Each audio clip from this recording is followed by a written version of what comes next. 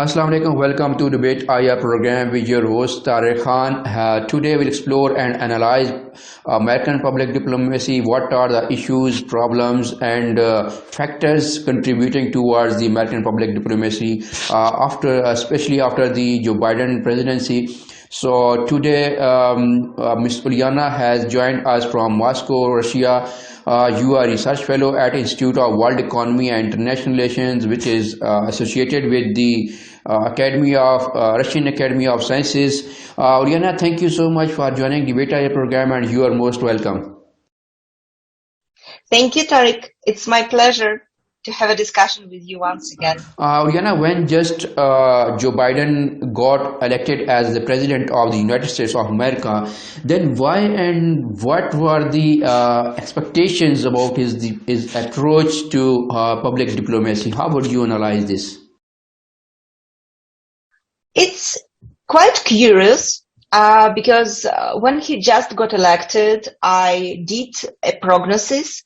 And it seemed back then, almost a year ago, equally likely that during Joseph Biden's presidency, American public diplomacy would either finally find its way out of the crisis or that nothing would change at all. It was 50-50 positive-negative forecast. So on the one hand, during the campaign, Joseph Biden paid great attention to the notion of the United States international image. We all remember how after being elected, he declared that America was back and promised to lead not merely by the example of American power, but by the power of their example. As far as public diplomacy is concerned, it all sounded very promising. The fact that the new president of the US understood the importance of building an attractive national image worldwide and understood that American public diplomacy had some serious issues. Besides, there were some political figures, members of Biden's team, who in the past were in Obama's administration as well, which admittedly did make an effort to start some reforms for public diplomacy. For example, in Biden's team was spotted Richard Stengel, former Undersecretary of State for Public Diplomacy and Public Affairs, during 2014-2016. He actually was the person who spent the longest period of time in that position, 2 years and 10 months. And many expected him to come back to the system of American public diplomacy. But no, he was not, at the end of the day, nominated to any key positions. On the other hand, however, there was a big risk that Democratic administration would be tempted to blame their predecessors for image-related issues rather than acknowledge the existence of systemic crisis of public diplomacy. Indeed, two biggest recent decreases of favorability of international public opinion towards the United States have happened, according to the Pew Research Center, after Donald Trump was elected in 2016 and in 2020, in response to how his government was dealing with the pandemic. So in this case, restoring image would have meant not reforming the system of American public diplomacy, but simply for new presidents to distance himself as much as possible from Donald Trump and to erase the political legacy of the latter as much as possible again, like taking exactly opposite political decisions. For instance, readmitting the United States into the Paris Agreement after Trump's decision of withdrawal from this agreement. Uliana, how would you explain in details that which forecast turned out correct during this year, positive or negative? How would you analyze? So, even though technically it is too early to draw final conclusions, everything indicates negative. prognosis getting real, that there will be no renaissance for the United States public diplomacy during Joseph Biden's presidency. New administration has not yet demonstrated any real interest in public diplomacy, or that it has it in a high priority inside their strategic vision. First indicator of this hypothesis would be key leadership positions in the sphere of American public diplomacy and how they were dealt with after Biden got elected president. So the key position in the United States public diplomacy is Under-Secretary of State for Public Diplomacy and Public Affairs. This role was established in 1999 when the last major restructuring of institutions of the U.S. public diplomacy took place. United States Information Agency that was in charge of the public diplomacy during the Cold War was abolished and its functions divided between State Department, which inherited the majority of them, and Broadcasting Board of Governors, that is known as U.S. Agency for Global Media since 2018, that inherited exclusively the functions related to international broadcasting and overseeing the related entities, such as Voice of America, Radio Free Europe, Radio Liberty, Radio Free Asia, Radio and Television Marti for Cuba, and the Middle East Broadcasting Network. So the second important role in the system of U.S. public diplomacy institutions belongs to the CEO of the United States Agency for Global Media. However, as long as the position of Undersecretary exists for 22 years, there has been a crisis of leadership. The average period of person occupying this position is 13 months, which is extremely short. Besides, a quarter of the whole time this position existed, it remained vacant. In addition, among 15 candidates that took this position during 22 years, 6 were not confirmed nominees, only acting. In January 2021, Jennifer Hall Godfrey, foreign officer, was delegated the functions and authorities of the Undersecretary for Public Diplomacy and Public Affairs. That means she is not a confirmed nominee as well. Besides, she was not well known to public before that, and in the past 10 months, State Department did not try to introduce her to wider audience via media, open discussions, etc. That probably confirms the interim nature of her candidature. Thus, we have our first indicator. President Biden did not think it important to address the leadership crisis in the public diplomacy during his first year in White House. How would you analyze the role of the Chief Executive Officer, CEO of the U.S. Agency of Global Media? Yes, this position has been problematic as well, although not for such long time as the previous one. Before 2016, agency was led by Board of Governors, but during Obama's presidency, a reform took place that centralized management of the agency and made the single person, CEO, responsible for the decision-making process. However, Barack Obama did not nominate his own candidate. Thus, the first CEO of the agency was nominated by Donald Trump in 2018 and confirmed by Senate in 2020. It was Michael Pack. It was difficult, of course, to assess his leadership since he only spent 6 months as a CEO, but his approach from the start seemed firm, if not harsh, He basically replaced all top officials, initiated investigations to determine weak spots and increase effectiveness. Since American society has been extremely polarized after last elections, and tensions between Democrats and Republicans were augmented, it should not come as a surprise that the new administration demanded of Pak to resign and labeled his short period of leadership as incompetent in general.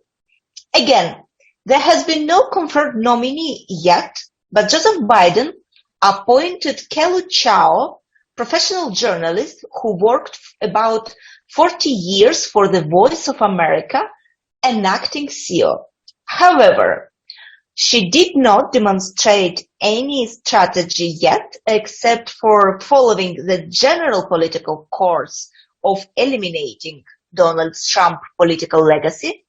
Pac's decisions were reversed. Those who were fired by him got hired again, and those who were hired by Pak got fired. Investigations stopped. Still, in October 2021, agency still was preoccupied mostly with lawsuits coming from disgruntled former employees. And those trends only confirm lack of the interest in public diplomacy from the side of American political leadership, since their inaction allowed agency to focus mostly on internal disaccords rather than on reviewing its strategy in order to increase the effectiveness of that particular part of public diplomacy system. Uliana, what are other indicators of Joe Biden disinterest in public diplomacy? How would you analyze? Certainly, we should take into consideration congressional budget justifications for financial year 2022. As you know, in the United States, President proposes his vision of next year federal budget to Congress. Then it has to be discussed by both chambers. Usually during this process, the original plan is being edited to some degree. Nonetheless, budget justifications introduced by President are helpful in terms of determining his priorities and his personal strategic vision. If we look at the dynamic of American public diplomacy funding, it would seem that every year the budget gets bigger and bigger. Since 1980, the annual average of the United States government public diplomacy spending, adjusted for inflation, has been around $2 billion. However, according to the U.S. Advisory Commission on Public Diplomacy, the maximum of funding was reached in 1994, and since then, if we consider the inflation and the growth of the target audience, the funding of public diplomacy has actually decreased. Thus, in general, American public diplomacy is underfunded. Two biggest parts of what could be called the budget of the U.S. public diplomacy are the spending dedicated to the Bureau of Educational and Cultural Affairs in State Department and spending dedicated to the United States Agency for Global Media. For the past years, total spending was more than $2 billion, but it constituted only 4% of total foreign affairs spending of the United States. However, as far as the last 6 years are concerned, the average annual increase of budget was roughly about 28 million. That is why congressional justification introduced by Biden's administration in May 2021 are so disappointing. If in 2021, Bureau of Educational and Cultural Affairs received 740 million, for next year it was proposed to increase spending but by only 1 million. Moreover, the internal structure of the budget was proposed to be changed in such way so 7 million from the funding of exchange programs, like, for example, famous Fulbright program, would be transferred to funding salaries or hiring new employees and increasing the use of new technologies inside the bureau. So essentially, to more practical matters. The situation about the United States Agency for Global Media seems slightly better from the first glance. It received 803 million in 2021, and for the next year, it was proposed to allocate 810 million. However, it cannot be considered an actual increase of the funding since exactly the same amount, 810 million, was received by agency in 2020. To sum up, the congressional budget justifications for financial year 2022, regardless of how much they will change after passing the Congress, one can draw a clear conclusion. For the moment at least, public diplomacy is not a high priority inside the strategic vision of Joseph Biden. Thus, it is unlikely that new administration will initiate a comprehensive reform of American public diplomacy that is needed to get it out of the crisis. Does American experts or American scholars are aware of these kind of issues in public diplomacy? How do you view this scenario? Actually, yes, they do seem aware, which only tells us how important those issues are. Let me start from the fact that favorable views of the United States on the global level have rebounded according to the poll conducted by Pew Research Center in June 2021. So to some extent, the tactic of counting on Biden being visibly different from Trump in order to restore the international image of the United States has worked. But of course, since we established that the problem lies deeper, because it is about systemic crisis of the public diplomacy, it was not enough. For example, the same poll also discovered that international public opinion was quite disappointed in the American model of democracy. Only 70% of respondents view it as example worth following. And that is one of the main national brands of the United States, so to say. Among the youth, it is even worse. On the average, 36% express the opinion that American model of democracy has never been a good example. Thus, obviously, the approach to image restoration that was chosen by new administration cannot be called a long-term strategy. It is too superficial. So yes, many notorious American experts with political experience have already expressed their concerns, especially after the withdrawal from Afghanistan.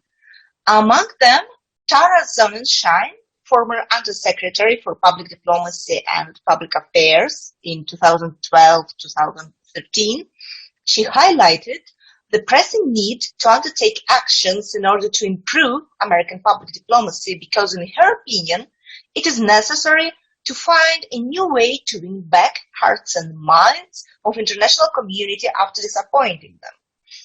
In September this year, one of the most influential think tanks in the United States, Atlantic Council, published a report called Upgrading Public Diplomacy, where they proposed several steps for government to increase the effectiveness of public diplomacy because they noticed that American national brand, and I quote, has become dramatically diminished. Finally, recently, a very famous political scientist, Michael McFaul, who was the United States ambassador in Russia in 2012-2014, published an article where he openly criticized Joseph Biden for not taking public diplomacy seriously and stressed that it is extremely important not only to make political decisions, but also to actually explain them to global community. So, if even experts close to American political establishment, so not direct opponents of current administration, are voicing so loudly such concerns in the first year of Biden's presidency, I would say it demonstrates us how serious the situation is and how grim are perspectives for the American public diplomacy in the immediate future. To conclude, first year of Biden's presidency so far has created an impression that American public diplomacy is unlikely to get a long-needed comprehensive reform that would cover such issues as leadership, strategic planning, effectiveness, and many other, because it is unlikely to be elevated inside the strategic thinking of political leadership. President does not seem to interested in this instrument of foreign policy. In addition, if we take into consideration the speculating about him being a president for just one term, then we get another supporting argument. The crisis of American public diplomacy is systemic. Thus, it needs such a reform that would require a lot of funding and many years of implementation. President who arrived for one term would not be able to ensure the incorporation of those processes into the political system. Moreover, with the increased polarization of American society and new pattern of one administration demonstratively reversing the decisions made by the previous one, it is dubious in general that such a long-term reform can be possibly introduced and carried until the logical end at the moment. Uliana, thank you so much for your in-depth, valuable, precious analysis on American public diplomacy and issues, problems happening right now. Thank you so much again in Debate IR program. Thank you, Tariq. It was my pleasure and honor to be your guest again.